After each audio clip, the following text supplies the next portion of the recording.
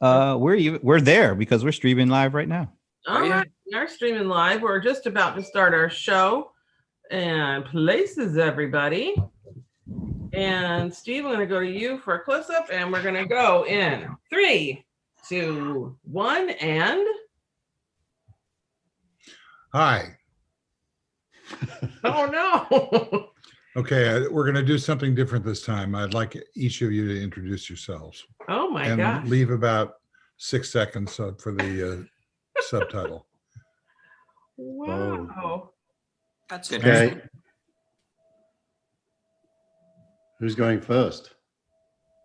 You do. You are, Keith. Go ahead. Oh, well, hi, everybody. I'm Keith Tier, and I can't see my subtitle, but I'm excited for it. Hello, I'm Michael Markman. I'm still in the hospital not really, but virtually in the Seattle area. Hi, I'm Dennis Pomerant. Welcome to day 57 of the Recount. Should I go next? Hi, I'm Brent Leary. I'm in the center of the political universe right now in the Atlanta Metro, and I'm wearing a brand new Rams hat for this occasion. Nice to be here.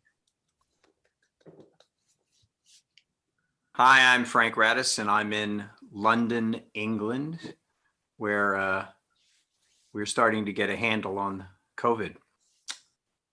Wow. Yeah, we can talk a little bit about that later, though. Hi, guys. Okay, I thought that went really well. We know how to say our names, so okay. Yeah. Well, it was just minus my usual stupid jokes, so I appreciated it. What are we going to talk about today? I think we should start with the virus, actually. How I personally, I think Keith, you may be able to add some light to this too. It just seems like the U.S. can't really get a handle on this thing, and it feels like the U.K. is starting to. There seemed to be a little leveling off today. My wife was making this comment: why can't the U.S. learn a lesson from the UK? But it's pretty bad, right? It's just going up and up and up in the US, and here at least, we gave lockdown a shot a couple of times, and maybe it's going to show up as something that's helping. And also, it feels to me like as just a viewer of the news that the UK's virus medicine, the injection, which will be twice in 2 months, apparently, that you can get at the GP, which they're making available pretty quickly. Sounds like that's more on track than the one in America that Pfizer has, which was announced sooner. So it's just confusing. That's sort of my observation of what's going on. California announced a curfew, 10 p.m. till 5 a.m. every day, starting Saturday, which kind of makes me wonder, is that really the danger zone? 10 p.m. to 5 a.m. You'd think it would be like at the supermarket, in the mall, blah, blah. And what the UK has done is what is popularly known as a circuit breaker, which is an absolute lockdown for 4 weeks, I think. Literally a lockdown for 4 weeks. And it requires national policy, which is a challenge here, but it is doable if the willpower is there. But Trump has gone on the record this week saying there's no way this administration, I quote, will do that. So that ain't going to happen, at least not till after January the 20th or whatever. I think California is making a strategic decision because 10 o'clock, believe it or not, people don't go out to party at clubs, for example, until 11 or maybe midnight. So a 10 o'clock curfew kind of makes sense because it's targeting the people that you want to not be out there spreading and contracting the virus. all the other stuff, I don't know. It seems like in the spring we were talking about flattening the curve so that we wouldn't run out of hospital capacity, and we just gave up talking about that now, and the curve is anything but flat. And the hospitals are under a lot of stress. It's interesting also here, as just reported just maybe about an hour ago, that young kids were actually more likely to catch it than teenagers, which I think is kind of a flip-flop of what it had been before. And I don't quite understand why that might be. I mean, I guess there's some thought process that says maybe the older kids' schools are not shutting down, but the young kids are going to school. I'm not sure. I can give you a story from the classroom that I heard this week from my wife. In the elementary schools, the kids don't really understand what they're doing, why they have to have a mask on. So it's actually not uncommon to see a kid take his mask down so he can pick his nose. How else would you pick your nose? Well, like one of those Trump masks with the hinge in it. Like they say, you can pick your friends. Oh, pick your nose. Yeah. Thank you. I'm sorry. Can I move on? Sorry I did that. Yes. Can we move away from the nose picking? Anyway, I point out that Frank is not sorry.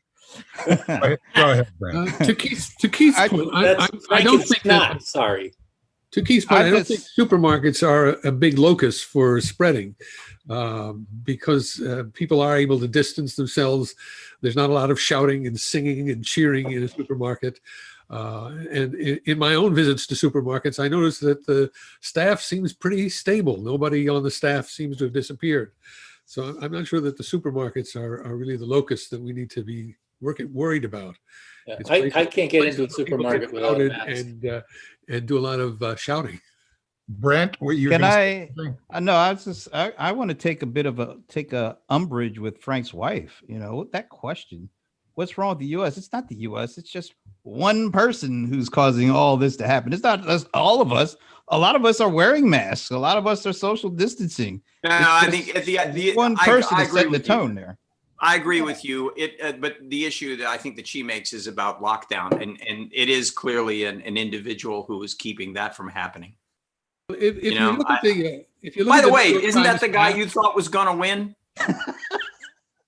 The New York Times has a map of 17 COVID. minutes. and you can see that it's not the U.S. It's areas in the U.S. Still the Northeast is relatively light. The West Coast is relatively light.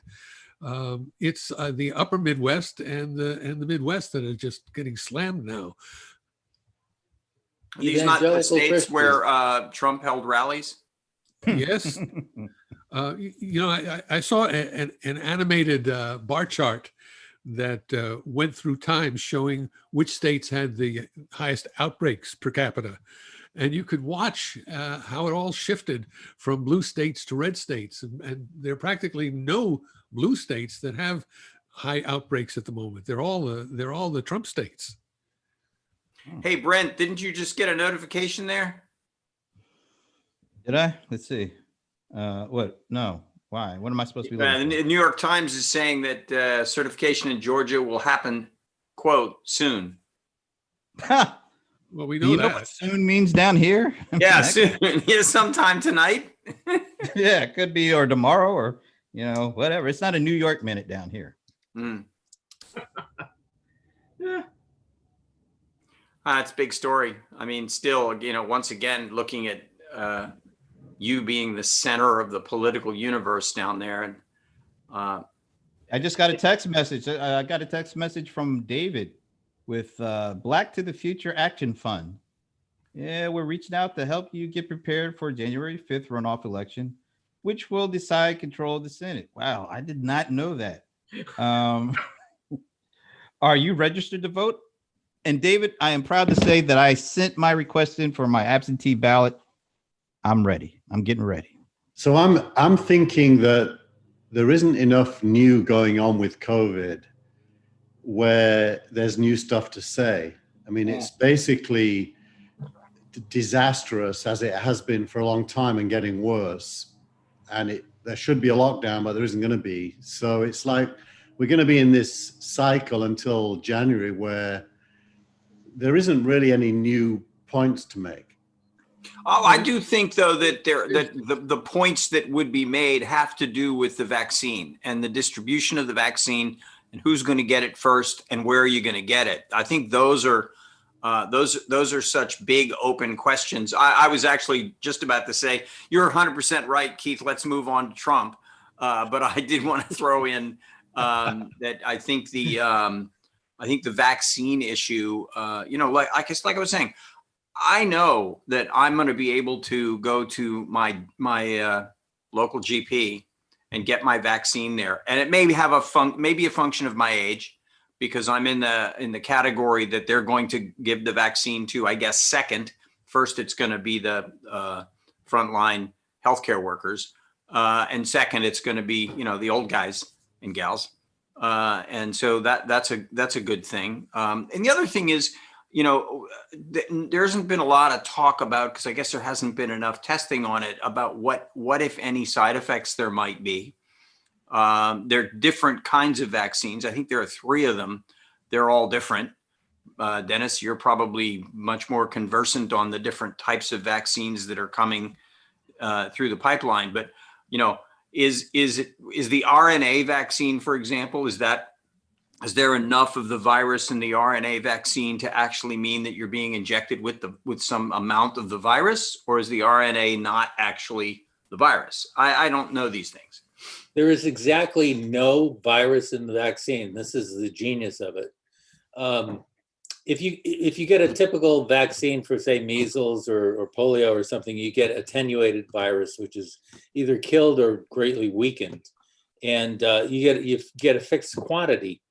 What's happening with the RNA virus is that you're just getting straight RNA, and it's getting absorbed by somatic cells, and the cells are pushing out just little pieces of the spike protein that the virus uses to attach to cells.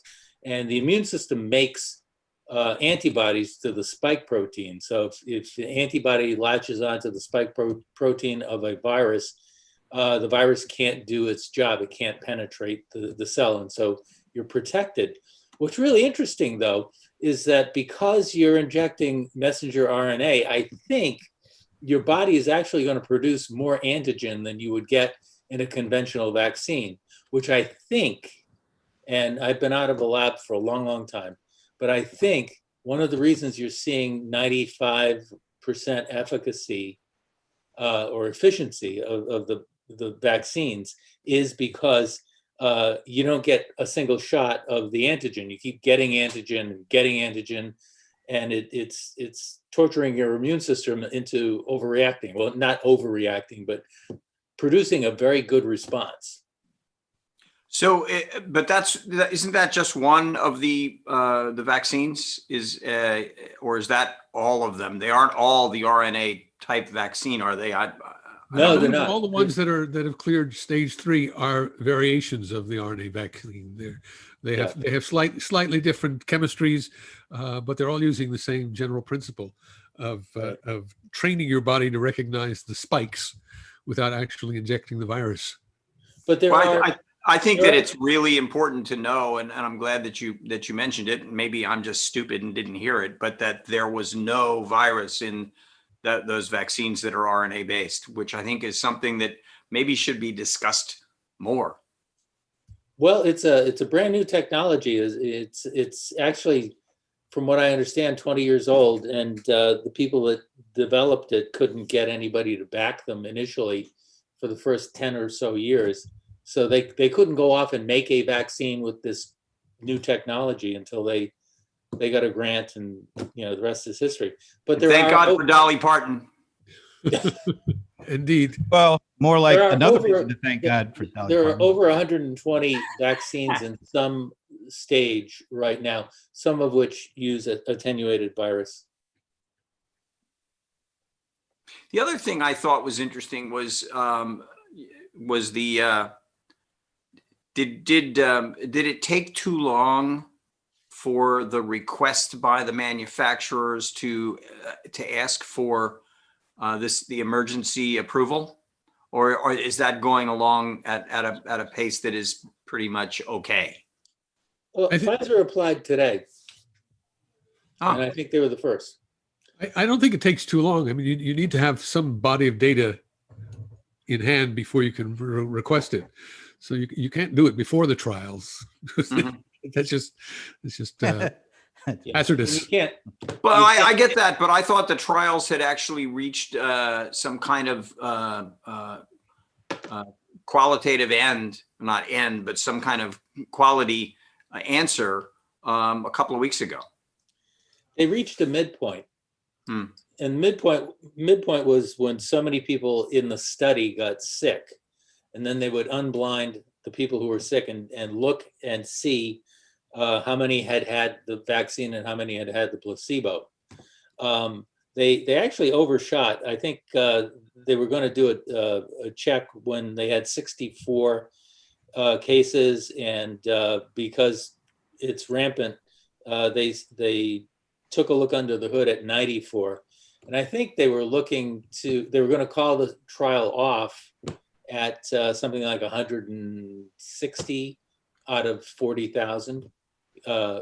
And so they've because the results are so positive, they've applied for emergency use authorization. That's not the same as approving the vaccine, but it's good enough for horseshoes and hand grenades. And old people. And Hey, old can I people. just cut in because I just got a text from Jennifer this time, a volunteer with the League of Women Voters of Georgia. The Georgia runoff election is coming up. You can check your voter registration status. Have you made a plan to vote? Just keeping you guys aligned with what's going on down here. So, Oh, look, All right, It's let me gripping. ask, let me jump in here. Brent, what do you think? Who's going to win and who's going to lose? can I use my same formula for the? I'm afraid. I'm afraid. Yeah. No, Go with it. We'll interpret that. It would. there it is. No, I am torn like Rip. Come on, guys, you could have gotten that one. I got that. That was funny. Yeah, all right, there it is. Yeah. No, I mean, I'm serious. I think it comes down to how interested Trump is in helping his party out, and I don't know if he's going to be all that interested once he finally has to admit that he's done, he's over, he's a loser, he lost. And when that happens, do you think he's going to be up for saving the Senate for the Republicans? I don't think so. Did the Georgia guy go to Washington, Brent? Did the On, Georgia guy go to Washington? Yeah. Didn't Purdue? No, the leaders of the. Oh no, that was Washington. Michigan, I think. I thought. Yeah, it I was just thought he Michigan. invited Michigan and Georgia. I heard that. No, they hate the guy in Georgia because the guy in Georgia is actually that's counting the guy all the who votes. he's been in the mail, but in the news a lot for sure. But I just wondered, what happened in that meeting? Has that meeting happened yet? Yeah, Michigan I want an meeting? answer. I want an answer to my question before we divert. Come Okay. on, they were doing such a good job of diverting too. Go ahead. Brent. I'm It's going not to Jermaine, nor is it Michael. Oh, that was good. That was. Thank you. Does that get enough Please diversion in? don't No, encourage him. Please. Okay, so this is the way I think it's going to play out. I think Trump is going to, finally realize, or I'll have to call off the dogs. He's going to have to, not admit, but just act like the loser he really is. And he's not going to help these folks win the Senate. And I really think that the Democrats could win both of these things because Trump will not do what he needs to get the people out here to vote. Wow. Okay. Wow. Excellent. Keith. Well, I'm just blown away with Brent's optimism. Yeah, I know, No, but the shift has occurred. What's The shift has occurred, and what's your prediction? Who's going to win? I Okay. predict that Brent will be correct. Okay. Frank. Yeah, I predict that what Keith predicts that Brent will be correct. Michael? I'm going to pile on it. And both the Democrats will win. I can't see how anyone will split their vote. If you're going to vote for one, you're going to vote for both of them. And the organization that's in place helping the Democrats is huge. Dennis? I saw some data today that indicated that the races are neck and neck, and to me that says that it's the Democrats to lose. So I think the Democrats are going to win it. Yeah, the polling shows a tie. So once again, it comes down to turnout, and Right. I think the Democrats have a better turnout engine. I could be wrong. And the pollsters are playing it safe. Yes. They have to be. The financial indiscretions that have been reported. I guess it was Purdue. Both actually. Both. That's what I was going to say. Was it both of them? Yes, they have different indiscretions. And interesting that those financial indiscretions would be reported this close to the election. Well, but others have been reported before, earlier. The thing to remember, though, that financial indiscretions are on brand for Republicans. That's not necessarily a bug. That's a feature. That shows you how smart they are. So insider trading is a smart thing, because I guess absolutely. And it doesn't. I don't think Republican voters punish Republican electeds for indulging in a little hanky panky. It's not against congressional rules, Frank, is it? hang on a second, Frank. For those who are watching, the Gilmore Gang does not recommend insider trading. It Thank is you not a for- good idea. Yeah. I don't think any of us are. No, it's just the irony meter is like way over here now. But I mean, is it not true that that if you're in Congress and you do get information about how a market might move, and that you take advantage of that information, that you're not held accountable for that in the Congress? It depends what kind of information. Insider trading is a fairly high bar, where you really have to be trading on knowledge only the executives of the company or their board members could have. So a general conversation about the economy that would lead you to believe that cloud companies will go up, that wouldn't be insider trading. That's just common sense. But a closed hearing where you learn something. You'd have to learn something material about a single company. Right. So if you knew a company was going to be awarded a contract next week, and you bought ahead of that award, and only you knew about it, or you and your committee knew about it, that would be insider trading, wouldn't it, Keith? Yeah. Well, it's not exactly insider trading as it's defined for people inside companies. There's a separate act called the Stock Act, which applies specifically to Congress. So, effectively, it's insider trading, but the legal category is slightly different. But probably the evidence that would lead you to invest in a specific company, the bar of evidence is probably quite high. Yeah, there was a case at the beginning of the pandemic where NIH and people like that were briefing senators, and Senator Burr from North Carolina and Feinstein from California and several others took that briefing and went out and either sold their portfolios or told their wealthy constituents about more or less, if I were you, I'd get out of the market or something like that. And so some people avoided a downdraft. And I think that was technically not insider trading for reasons I don't understand. Or maybe it's still being investigated. Well, I remember that it seemed to have bubbled up really fast, and then it seemed to have gone away pretty fast too.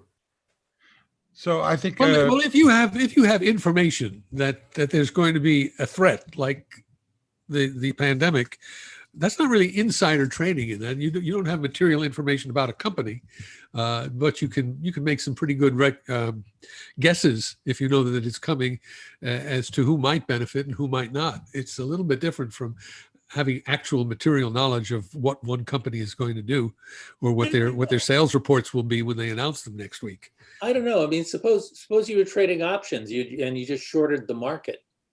Yeah. You didn't need to have specific information about how Oracle or IBM was going to do. You just shorted the market or shorted anything, or you bought a bunch of calls at a low price, or I don't know, whatever you do. Usually when you get a job like that, you sign an agreement that covers your trading capabilities. But a good example would be, if you thought that if you were part of the FCC and you or any government department and you knew that the rumor yesterday in the Washington Post about Facebook facing an antitrust trial was true, and you shorted Facebook, that's probably okay because the Washington Post reported the rumor. Yeah, Not that was that public Zuckerberg- information then. Yeah, Zuckerberg didn't tell you personally. All right. Yeah, but by the time the Post was to report it, I bet everything was already baked into the price of the stock. It was probably already moved. Yeah. So if you shorted it a month ago with knowledge, that would be far more serious. Let me call you back. Okay. So Pfizer's bump was already baked in. That's why it didn't move so much in the last few days. Yeah, and also the Pfizer exec who sold shares sold them back in March. Yeah. When the stock was higher than it is today. And now you could short Pfizer based on the -7 degrees centigrade requirement. Now that there's another virus that can be stored in a regular fridge, you could decide to short Pfizer because we don't really know whether Pfizer ends up being a winner or not. Well, Did anybody else find it? You're going to need everybody's vaccine because everybody's got a limited capacity for making little vials of virus. So if it was me, I would say, okay, let's send the Pfizer vaccine to the East Coast and the West Coast because they've got the most refrigeration technology, and let's send the Moderna to the middle of the country because they can just use regular. Oh, they can just stick it out on a windowsill out in North Dakota. Did anybody find it peculiar or coincidental? Like the first, was it Zeneca that came out or Pfizer came out first and their number was 90%. Then like the next couple of days, another one of them came out and it was 94%. Then like somebody came out with 95. It's like all of a sudden they kept one upping each other in the percentage of effectiveness. It just seemed kind of curious to me how that happened. Well, if you read the detail about how they arrive at those percentages, I didn't follow logic very well. They don't take 100% of the people and then work backwards from who got infected. What they do is they take I think it's just the placebo test. They look who got infected, then they figure out who took the placebo and who took the vaccine. But at that point, there's a whole bunch of people, you don't know whether they're going to catch it in the future or not. It's like a snapshot in time. So it's 95% like today. But if 5 people get sick tomorrow from the test set, it's going to change. So these percentages are not very reliable because they're so time sensitive to a small group who became infected. But didn't it feel like they were kind of, one group was trying to wait, we got to get over 90% before we announced it. It just felt like it went from 90 to 94 to 95. It was just curious to me how all of a sudden each one came out and just a tad more effective than the one that came out a couple of days before. Well, it does seem curious, but they have to show their work, don't they? Yeah, that's perfectly understandable. You're dealing with dueling press releases, not actual scientific data. So the first press release was Pfizer. Was it Pfizer? Yeah. Pfizer, and it was a relatively conservative announcement. It said, we're better than 90%. And in a world where you only have to be 50%, 90% or 92% or 95%, doesn't buy you much. So when Moderna came out and said, Moderna was second, so they had to be more specific. And, then Pfizer had to be even more specific than that. And what it all comes down to is the actual study data. And Keith's right. It's just infections. People who were placebo over vaccine times 100, and you got your number. But I will say that the protocol for the experiment calls the experiment done when a specific number of people get infected, regardless of whether that's placebo people or people who got the real vaccine.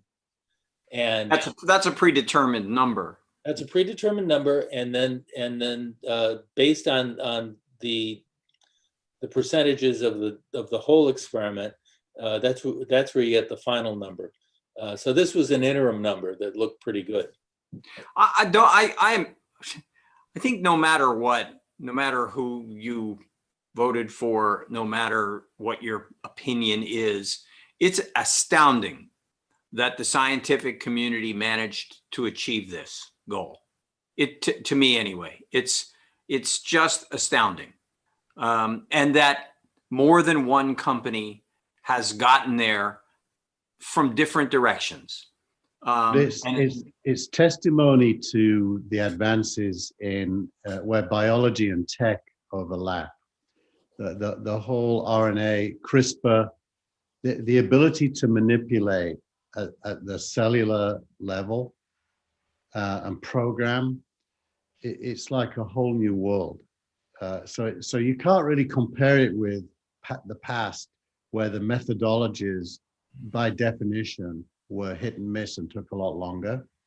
They can now prototype and rule out in a computer all kinds of approaches that previously they would have to test first. So it is amazing. I think if you add what's going on with biology and quantum science together, we're at the beginning of a whole new era in innovation that you can't even imagine. Did we get here because we had to get here, or would we have gotten here at this point anyway? I wonder. No, we've gotten here anyway. They just could apply the techniques to a real world problem. The techniques, like 2 years ago, I remember at my kids' elementary school, they have a science fair, and the Stanford genetic engineering department came to chaperone and the kids, and you're talking to 20-something-year-old students about what they're doing at Stanford. It was already this kind of stuff. Mm-hmm. Yeah. One of the things I've noticed about studying advances in technology is that a lot of things, as Keith says, accumulate is a good word in society, and then only when the society gets challenged do they come together to form a unique solution. As they say, challenge is the mother of invention. It is. One of my favorite examples that everybody can relate to, maybe, is the invention of James Watt's steam engine. Watt needed a perfect cylinder so that the piston could move through it, but not lose a lot of pressure to make it effective. And he tried all kinds of ways of getting people to polish the insides of the cylinders, and they weren't perfectly round, and it was a real problem. Another man named Wilkerson had invented a boring machine for making cannon, and the cannon has the same problem. You don't want a leak of pressure from the exploded gases if you want to propel the projectile. So Wilkerson and Watt met in, I think, 1772, 74. And by 1776, they were selling Watt's improved steam engine. It was all because those two technologies came together. They'd been out there in the ether, and they came together to. So this is the same as that. The way I think of it in my kind of layman's way is software can now program chemistry and biology. So basically, you're taking what previously was physical into a computer. You can program things, and then you can put them back in the body. And then they can do what they do based on what you told them they should do. Yeah, it sounds like nanites. But except it's all chemical. Yeah. So is nanites the next level? Well, the science fiction version of nanites is these little robots that with moving parts that you put into your body. This is not robots. This is nature. You're programming nature. I get that. I was kind of joking when I mentioned that, but it may end up being a description of what that technology becomes, not little robots, but it becomes fully a biological thing that ends up being called nanites. Yeah. So basically, you've got three trends. You've got the trends in biology and chemistry, you've got robotics, and you've got AI. And like the ability for a hand, a fake hand, to grip and the right strength and everything relies on software and machine learning. So, like Dennis said, all of these things are bubbling under. The practical applications are, largely imaginary, but becoming more and more possible. With quantum computing added to those three, you then get to massive scale and speed of calculation, which now means you can do more things more rapidly. It's just an engine, a quantum computer, so it doesn't change the game, except it makes everything faster. But the game changes when a challenge becomes a need. Yeah, and then a problem comes along, and it's like your toolbox changed. The same problem you would have had 10 years ago, the toolbox would have been completely different. So it is amazing, and it's thrilling. In the venture world, by the way, there's a huge debate about deep tech. In my fund, we've got a few deep tech investments. One of them has reduced a quantum reader down to the size of a grain of rice, and therefore allows you to put a private key into a device that can't be broken. They're called Crypto Quantique out of Oxford University. And the big debate is, should you invest in deep tech? Because firstly, a lot of stuff doesn't work. And secondly, it takes a long time. And thirdly, the gap between research, development, and product, you should only really be investing once it gets to the product stage. And I agree with that.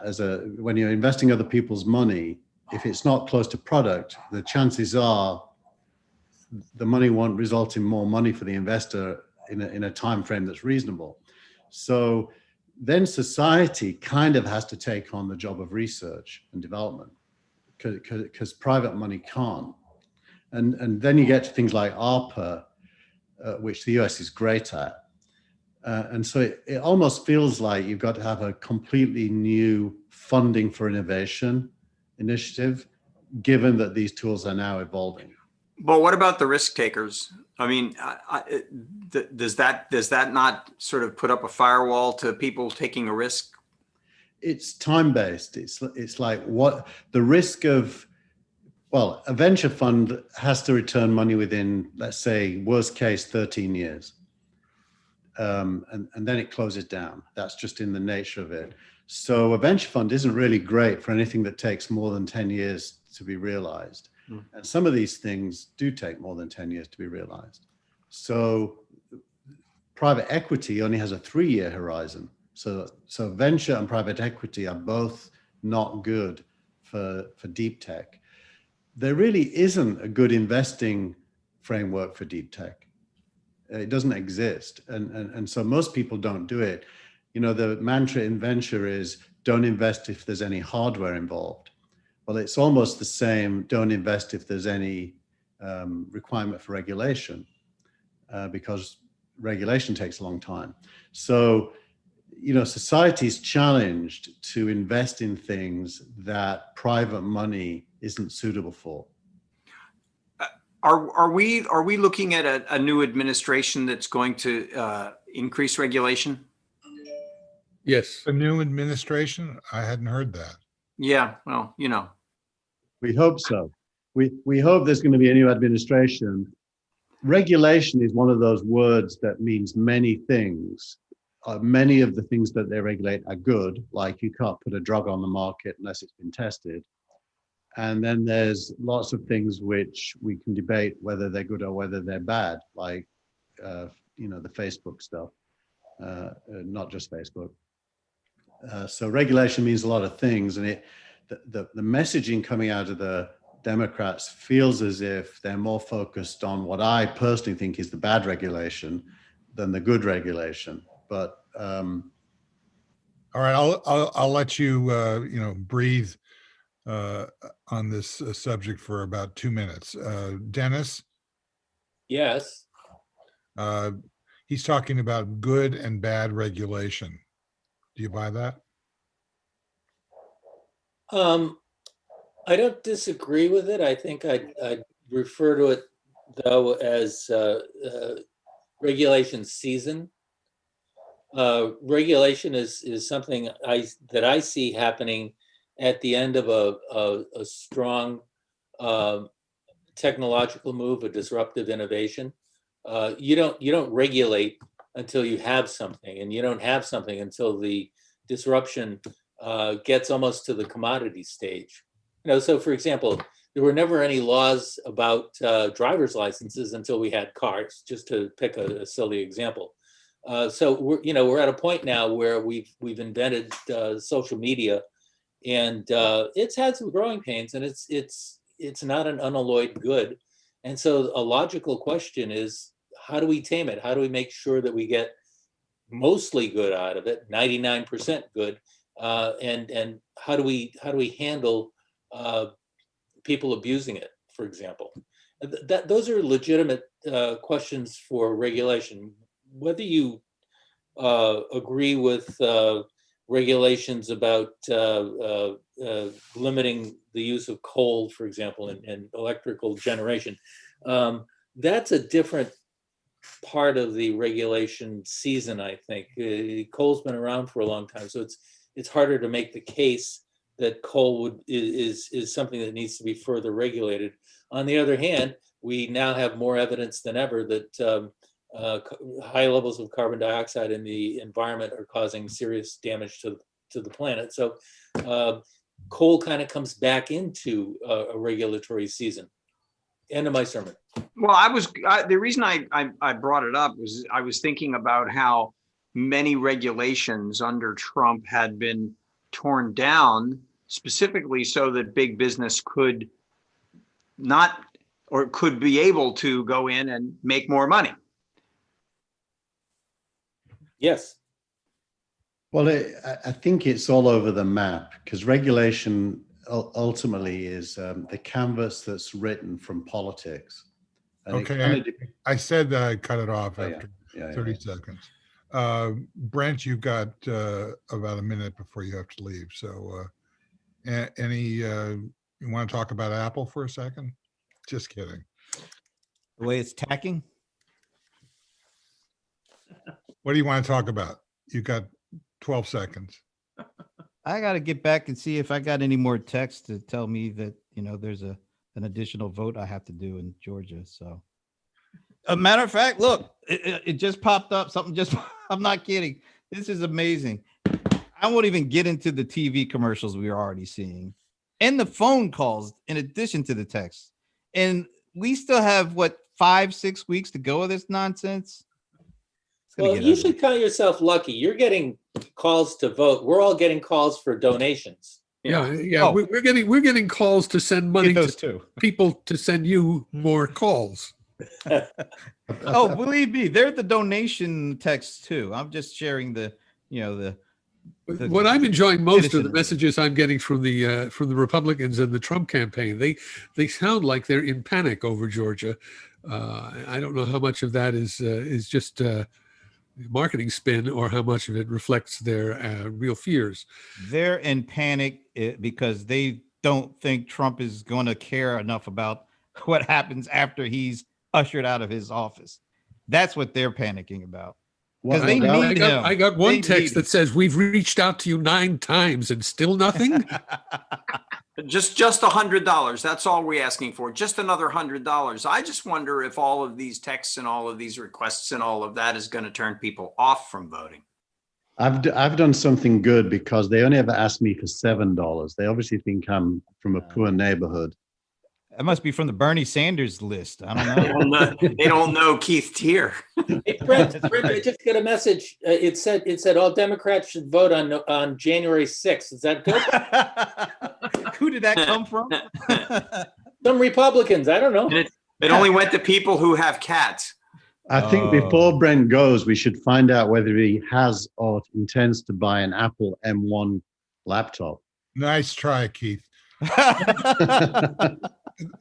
And on that note, Thanks, see you Brent. guys. We'll see you next week. And by the way, courtesy of the CDC, we're all staying home. So we'll be doing this again next Friday. with turkey legs in our anyway. We can have a virtual Thanksgiving dinner. Okay. Yeah. All right, Explain that who's after. making the stuffing? All right, see Yeah. you guys. See ya. Yeah. I mean, So I wonder what the COVID restrictions are going to do to the turkey market. I mean, people buy turkeys to feed a lot of folks, and if you're only going to have 3 or 4 people at your home, are you going to buy a turkey? I bought one this week at Trader Joe's. I got the smallest one I could get, and it could feed an army. Well, I wonder if Trump is going to pardon a turkey, or if he's just going to hold all of his pardons for Well, something he's got a else. bunch of good choices. If he's- he's going to pardon himself. Well, 20 or 30 years ago, the turkey industry would have been hit harder by this. I think there's a year-round demand for turkey, especially deli turkey. So it's quite possible that they'll just be able to repurpose what they, Yeah, they that's grew. that's my model. I love the aftermath of Thanksgiving. Expect more It's turkey broth. sandwiches for days, and then just as it starts to wear off, it's Christmas, and then there's another turkey for another 6 weeks. Oh yeah, it's like Bubba Gump, You got turkey tetrazzini, you got turkey sandwiches, you got turkey omelets, whatever. Yeah, I got to tell you something. We've had a real ground turkey problem here in the UK. I'm not quite sure why that is. Used to be able to go to Whole Foods and buy ground turkey and ground chicken, and none of the poultry is being ground anymore. I'm wondering if that's got something to do with COVID. Don't know, but I happen to like making pasta sauce out of ground turkey and ground chicken as opposed to ground red meat, and it's a problem. I can't even get them to grind it for me. Really? Yeah, they won't grind the turkey or the chicken in the same machines that they grind the beef in, and they'll only grind the beef. It's very interesting. Ah, interesting. I'm very upset about this personally. That's just, Turkey suppression. turkey makes you sleep. Yeah. Well, turkey's bacterial load is salmonella, I think, and beef's is more E. coli, and they're probably trying. Choose your poison. Yeah, they're probably just trying to limit what they give you. Yeah, imagine the new disease that would be created by the cross-pollination of E. coli and Salmonella. Emanella. Well, now that we're in the comedy segment of the show, seriously, guys, I mean, What? well, I'm just, it was a good 50-minute chunk on the virus. How are we doing? Well, I thought we weren't going to have anything to say, Keith. The question is, did we say anything? Well, if you aren't listening to our show, does that mean we didn't say anything? We certainly made Yes, sounds and we definitely used words, but did we add to the corpus of knowledge? Absolutely. I don't know. I that think that's so. our I job. actually do think so. I think at least I learned something from Dennis, which I probably learn every single call. Dennis, That's a given. That is a given. Correct. Dennis is a fountain of wisdom. Okay, so are we gonna leave it at that? Should I wrap the show, or No, let's talk about the election. I thought we were. We were talking about All that stuff about Georgia, and you remember? yeah, that was just about Georgia. We never You want to talk about Trump's end game? Is that what you want There to do? you go. Yeah, that would be good. Ed I Norton, think did you put the Ed Norton thing in the app? I did. Yeah, Yes. that was really the good. app, by the way, is what's the address, Keith, of the app? Telegram. The app is t.me/Gilmore Gang. Right, and that's if you want to read what we all are passing around prior to the show, and it's equally as fascinating, mostly because I don't have to do anything, and I had not enough time to actually look at the headers of the posts, but there were some interesting ones nonetheless.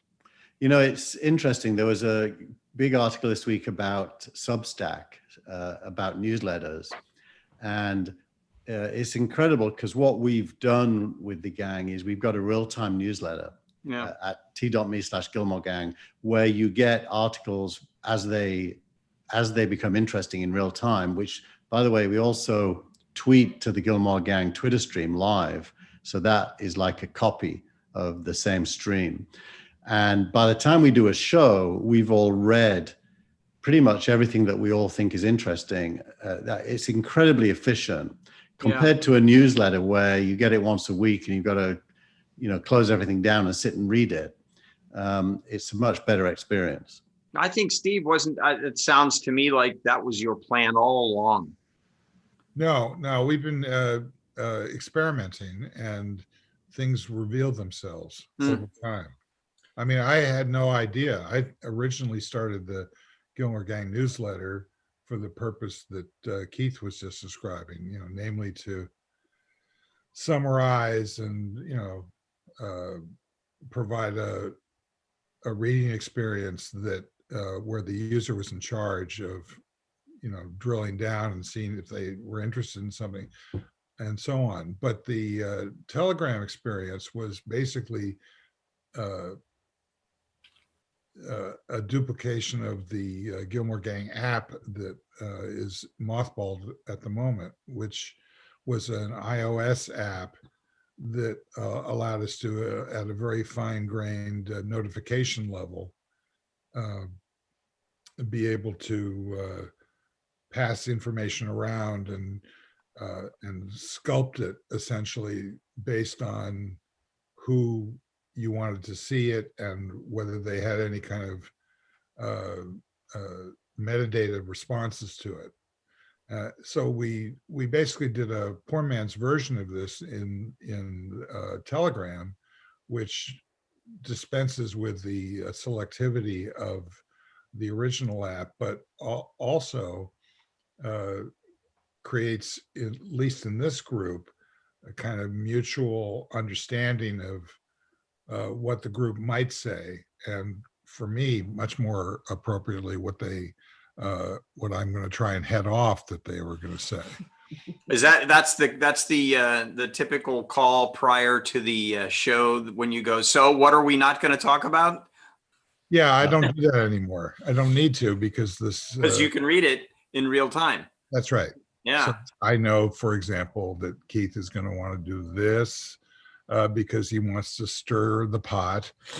And, you know, I like the stirring pot part, but not the amount of time that it takes place. And, you know, the same thing with the election. We need to be able to boil down. So the thing that's in the app right now, the most interesting, relevant post that I saw until today was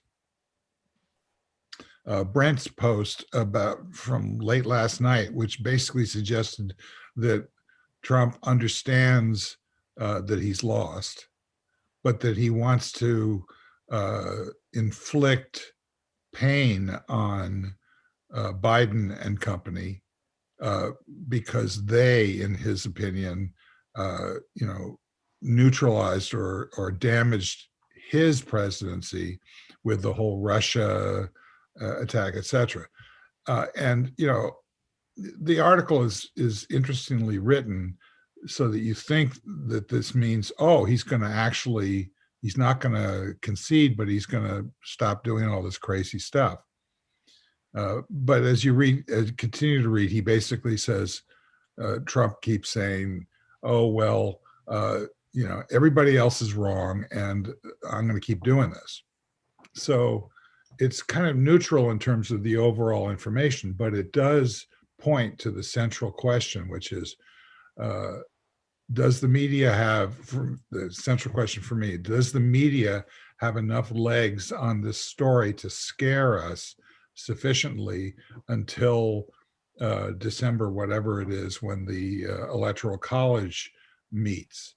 In other words, is this going to be a scary period of time, or is this just basically Trump doing what he knows he can do, and therefore it's less scary and more finite?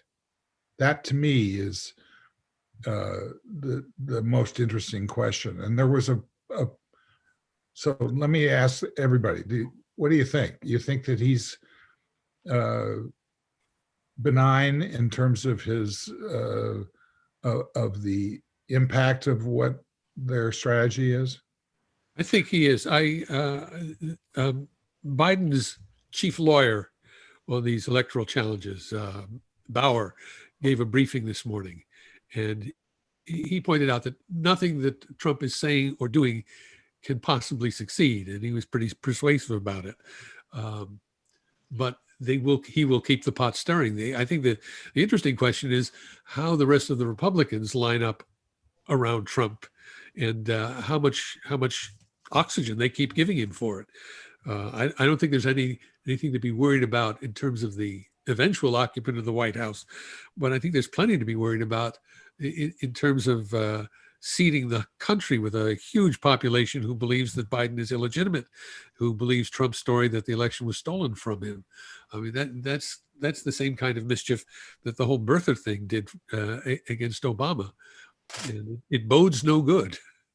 I think there's more than one track, and the other track is the things that he's doing that he does have control over, like pulling troops out of Afghanistan, and like firing specific people who are in very important positions that can affect the national direction between now and the 20th of January.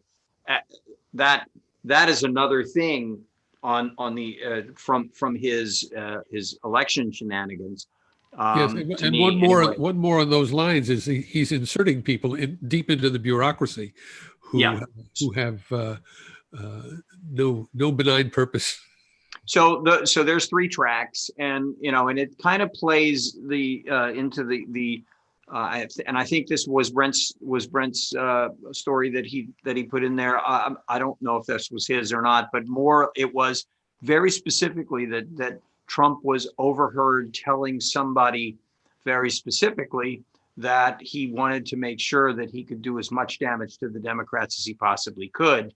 And that all three of those tracks seem to be headed in that one direction.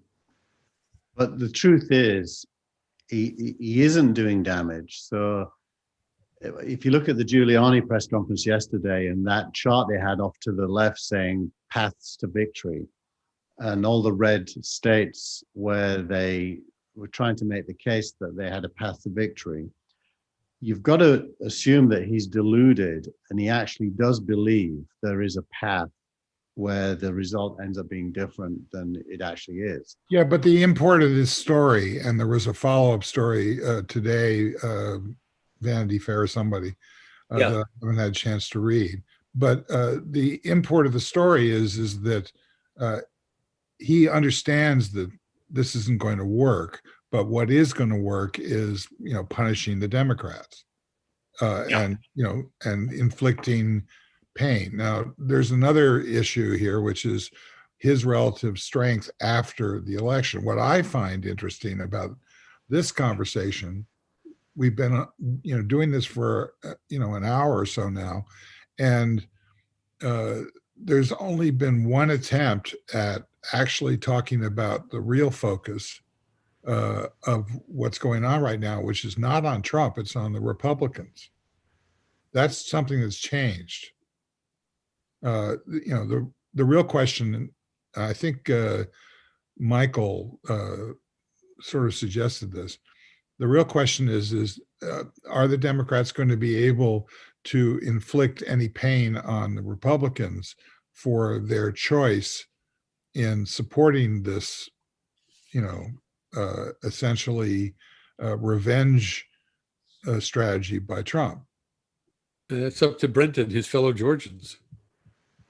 Well, I mean, you're making, I think it's an assumption that that by not saying anything, they're tacitly supporting all of these things in an effort to make sure that if Trump should succeed, that they'll be taken care of, whatever kind of deluded thought process that is. No, I don't think that's, I think the bottom line assumption is that he will succeed in inflicting pain. Yeah. And then after the election, he'll have a certain strength.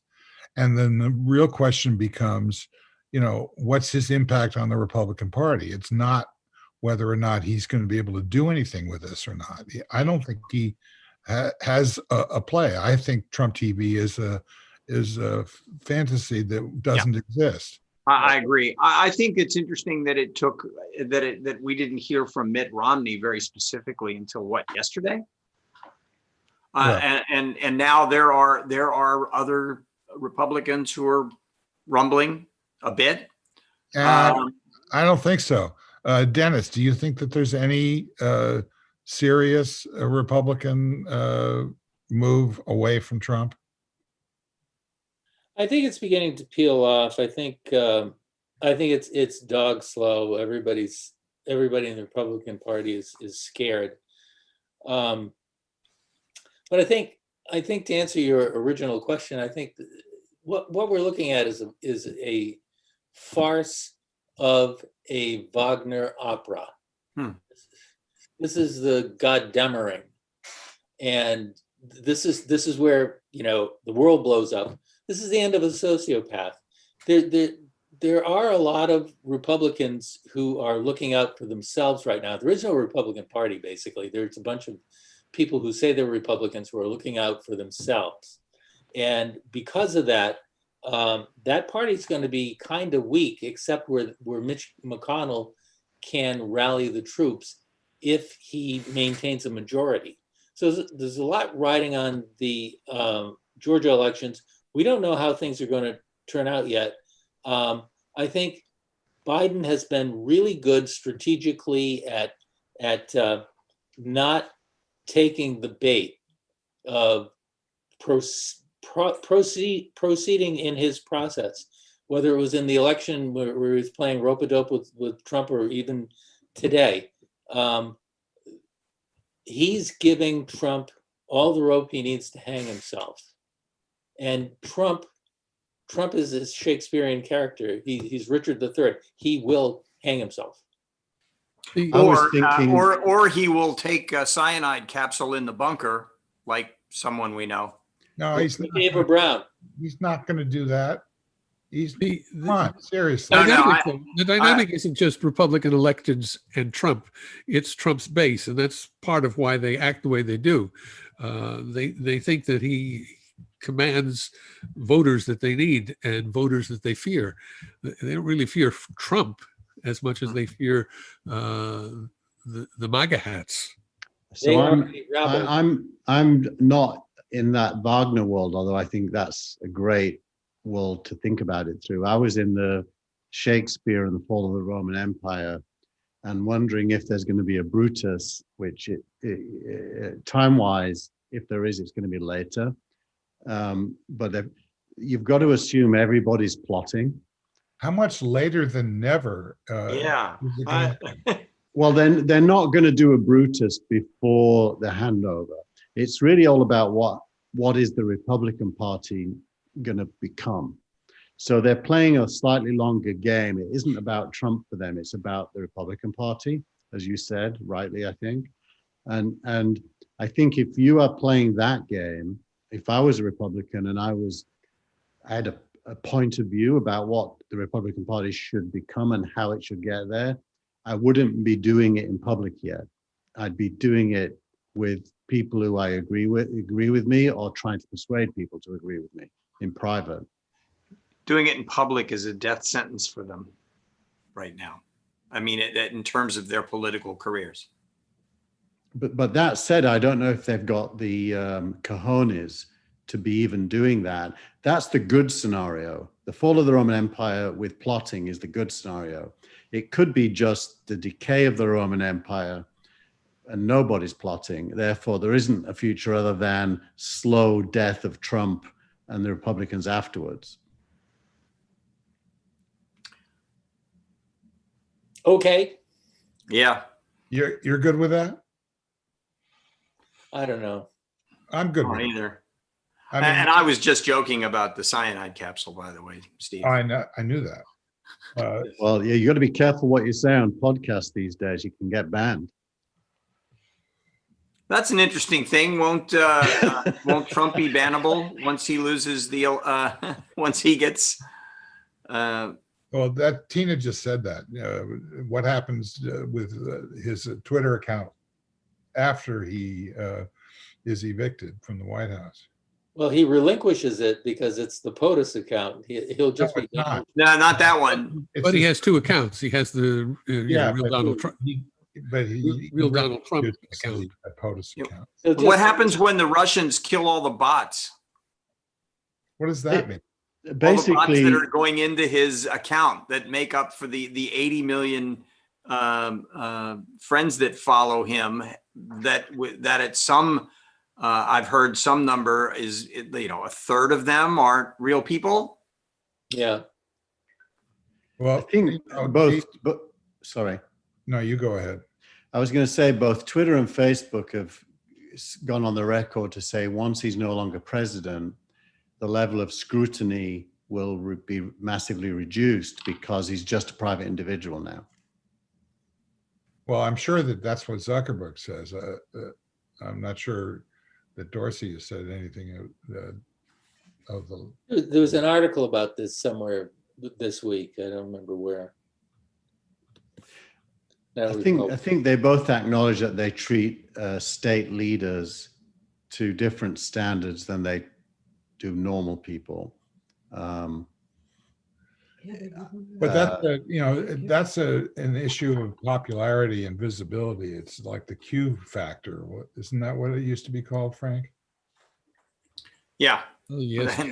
That didn't last forever, but yes, it's there is still a Q quotient that news people, certainly in the local stations, have to have a good high Q number in order to have their management say, you've got a good high Q number. We can promote you to an anchor. I'm not sure that that's something that is as important today as it used to be. I was trying to adapt that to the. Yeah, no, I get it. Once Trump leaves office, his Q factor used incorrectly. Loosely. Yeah, it won't change very much. It'll still be the logic of being newsworthy will continue to prevail with the large social networks, it seems. Why wouldn't it? Yeah. Okay. All right. Okay. Well, we answered that one.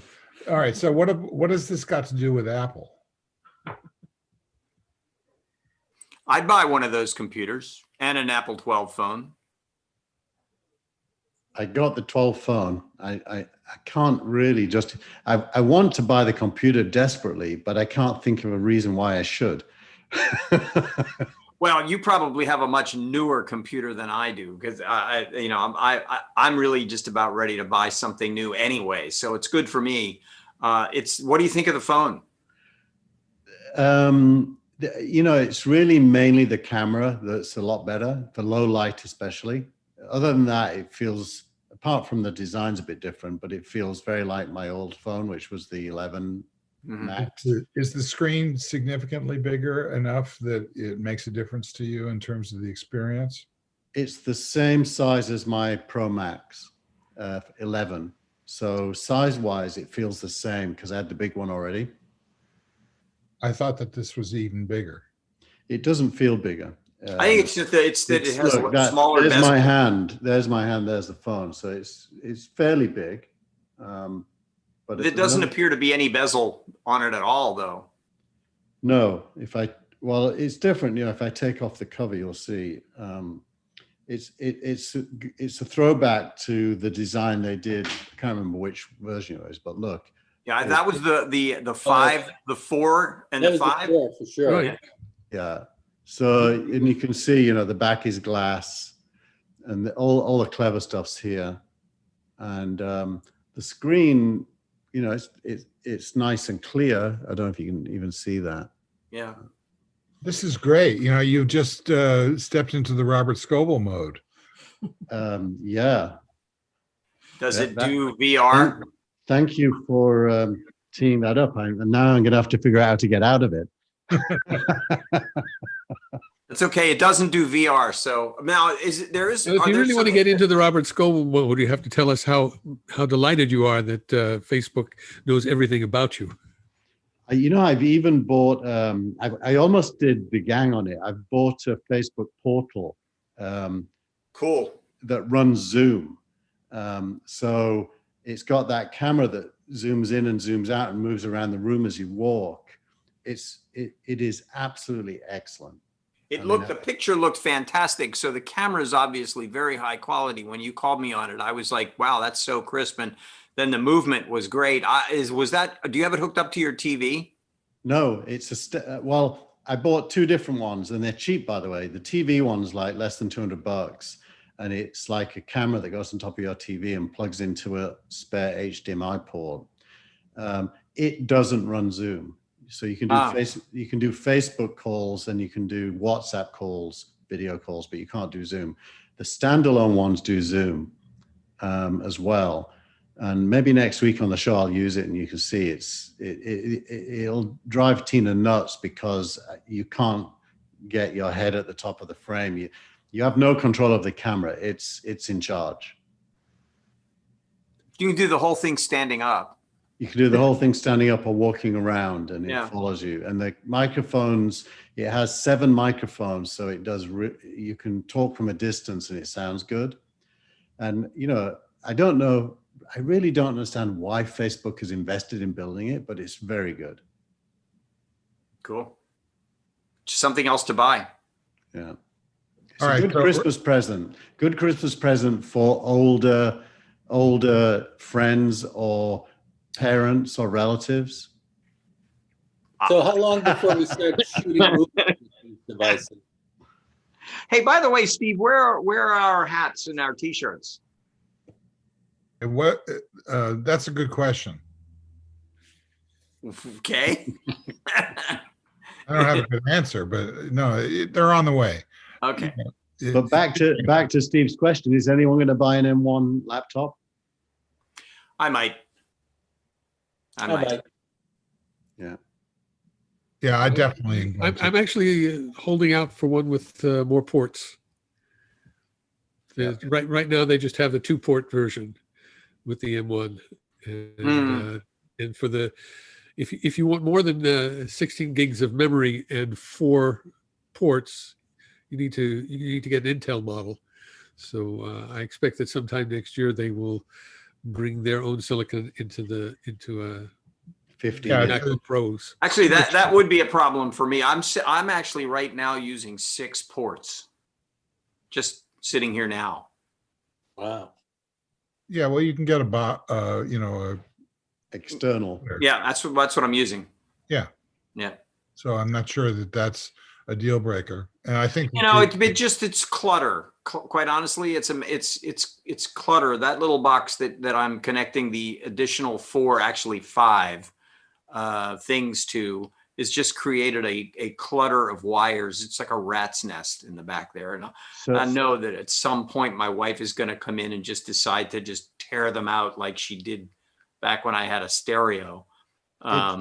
Years and years ago, Jean-Louis Gasset said that computers are the reproductive organs of cables.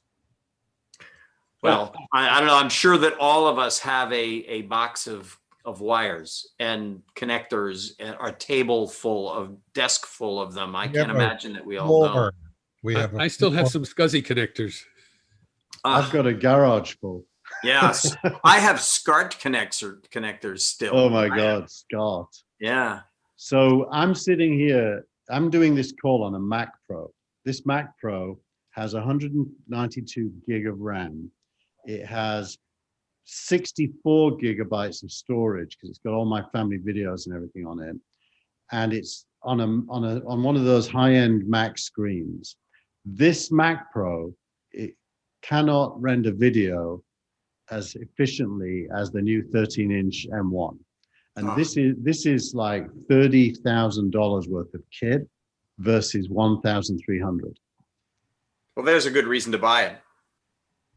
There's a good reason to sell this real fast before it's worthless. I'm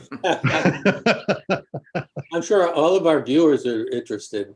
Yeah, exactly. Every time I go to the Apple store with a broken phone, they're really nice to me because they look at my buying record and say, this guy spends a fortune with us. Let's be nice to him. So if you ever need something fixing, give it to me. Okay, well, I can see that our producer wants us to head for the showers. So last thoughts. Still haven't heard from Georgia about certification, have we? I haven't seen anything go by. I have no thoughts beyond that. That's the thing that's on my mind.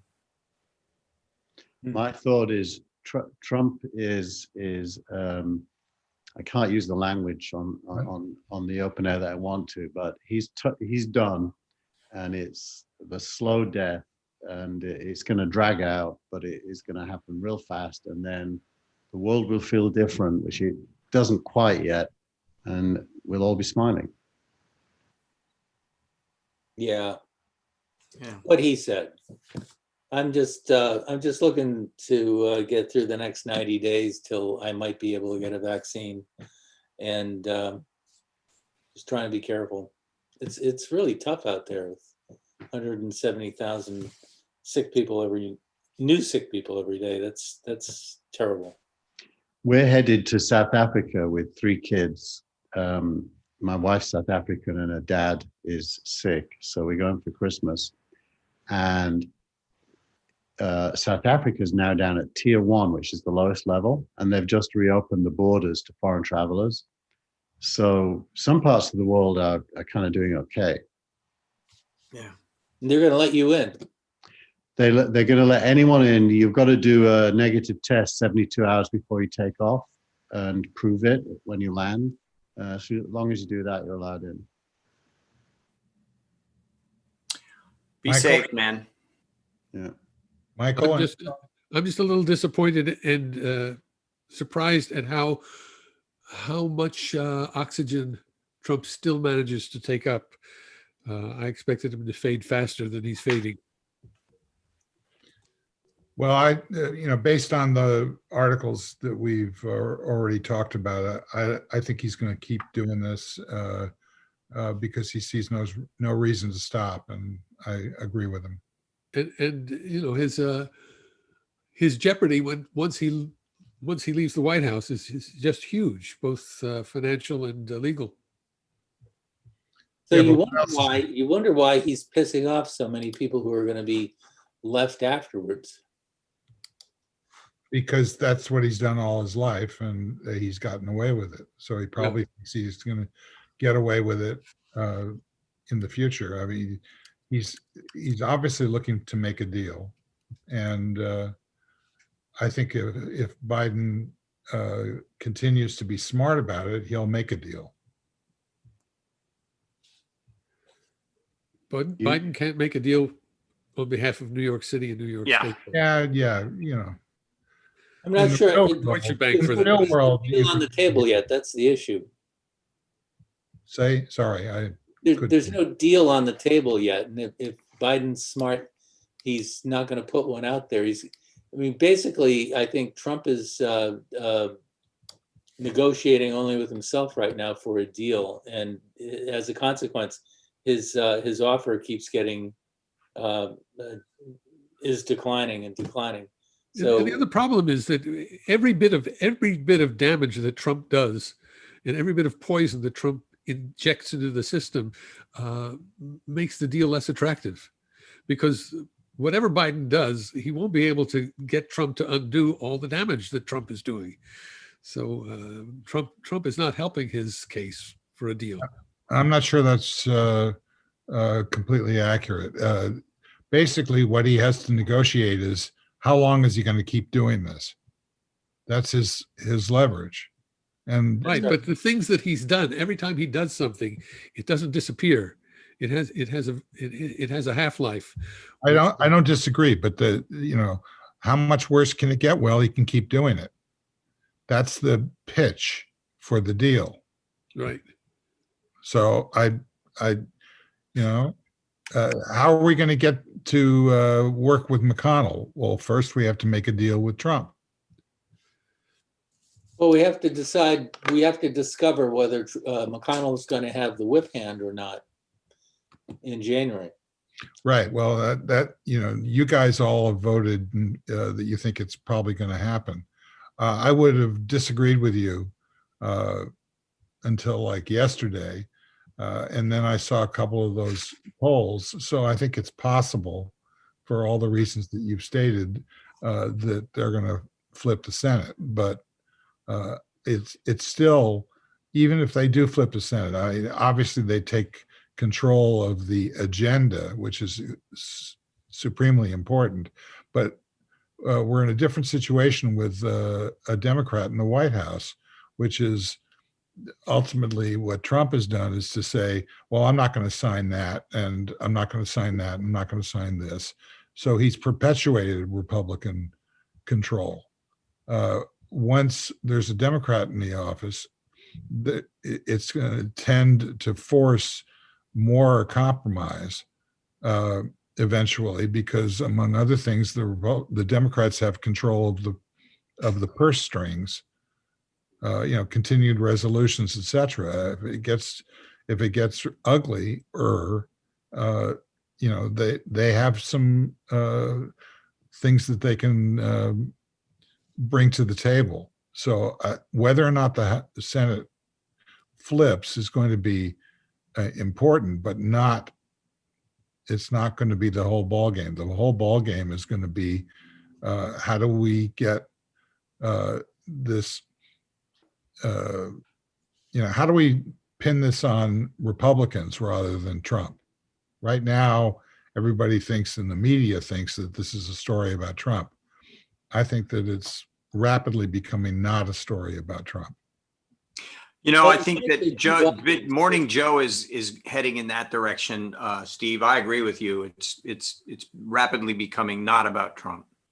Although, Michael, you're absolutely right. He is still just sucking up all the oxygen.